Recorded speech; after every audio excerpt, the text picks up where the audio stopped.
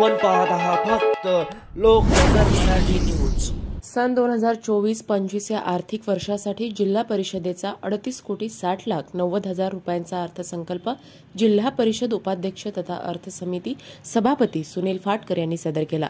जिल्हा परिषदेची अर्थसंकल्पीय सभा छत्रपती राजश्री शाहू महाराज सभागृहात बुधवार तारीख 28 रोजी जिल्हा परिषदेच्या अध्यक्ष संगीता अढाऊ यांच्या अध्यक्षतेखाली पार पडली।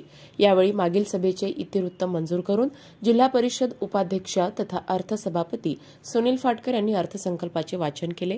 ग्रामीण भागाच्या विकासाच्या दृष्टीने यंदाच्या अर्थसंकल्पात भरीव तरतूद करण्यात आली आहे। यात प्रामुख्याने शेतकरी वर्गाला देखील प्राधान्य दिले असून अनेक शेतीपयोगी साहित्य 90% अनुदानावर देण्याची तरतूद केली आहे। शिवाय महिला व बालकल्याण विभागाच्या माध्यमातून सुद्धा स्त्रियांचे सक्षमीकरणाच्या दृष्टीने अनेक योजना कार्यान्वित करण्यात आल्या।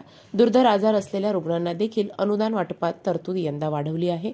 दरम्यान समाज कल्याण विभागाच्या माध्यमातून दुधाळ जनावरे योजना मागासवर्गीय घटकांसाठी राबविण्यात येणार आहे।